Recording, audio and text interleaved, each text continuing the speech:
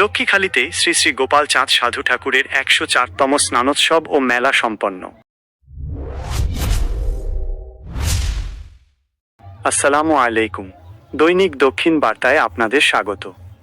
বাগেরহাটের মোরেলগঞ্জে বর্ণাঢ্য আয়োজনে উদযাপিত শ্রীধাম লক্ষ্মীখালী গোপাল চাঁদ সাধু ঠাকুরের ১০৪তম বারুণী স্নানোৎসব ও ৩ দিনব্যাপী মতুয়া মেলা আজ সমাপ্ত হয়েছে।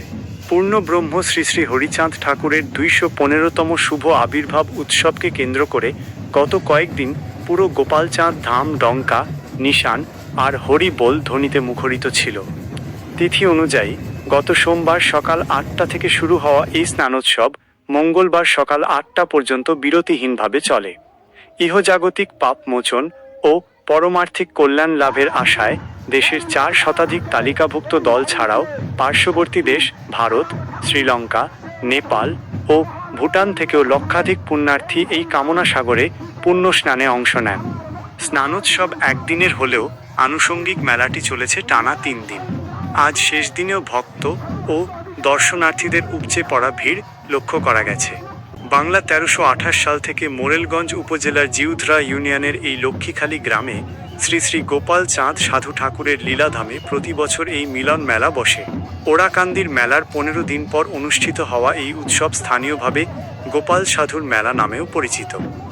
লক্ষ্মীখালী ধামের বর্তমান গদিনাসীন সেবাইত এবং বাংলাদেশ মতুয়া মহাসংঘের কেন্দ্রীয় সাধারণ সম্পাদক সাগর সাধু ঠাকুর জানান, এবারের ১০৪তম উৎসবে ভক্তদের স্বতঃস্ফূর্ত অংশগ্রহণ ছিল চোখে পড়ার মতো। মানুষের আত্মিক মুক্তি ও বিশ্বশান্তি কামনায় ভক্তরা দূর দূরান্ত থেকে এই তীর্থভূমিতে ছুটে এসেছেন। উৎসব চলাকালীন মেলা প্রাঙ্গণ পরিদর্শন করেছেন উপজেলা নির্বাহী কর্মকর্তা ইউএনও মোহাম্মদ হাবিবুল্লাহ, মোরেলগঞ্জ থানার ভারপ্রাপ্ত কর্মকর্তা মোহাম্মদ মাহমুদুর রহমান। এর আগে বাগেরহাট জেলা পুলিশ সুপার মোহাম্মদ হাসান চৌধুরী নিরাপত্তা ব্যবস্থা পর্যবেক্ষণ করেন। প্রশাসনের পক্ষ থেকে জানানো হয়েছে ১১২ জন পুলিশ সদস্যসহ আনসার ও স্বেচ্ছাসেবক বাহিনীর কঠোর নজরদারিতে কোনো প্রকার অপ্রীতিকর ঘটনা ছাড়াই মেলাটি শান্তিপূর্ণভাবে শেষ হয়েছে। মেলার শেষ দিনে প্রসাধনী ও কুটির শিল্পের দোকানগুলোতে ছিল ক্রেতাদের উপচে পড়া ভিড়। উৎসবের আমেজ শেষে এখন পুণ্যার্থীরা বাড়ির পথে ফিরছেন, তবে তাদের কণ্ঠে রয়ে গেছে আগামী বছরের অপেক্ষার সুর।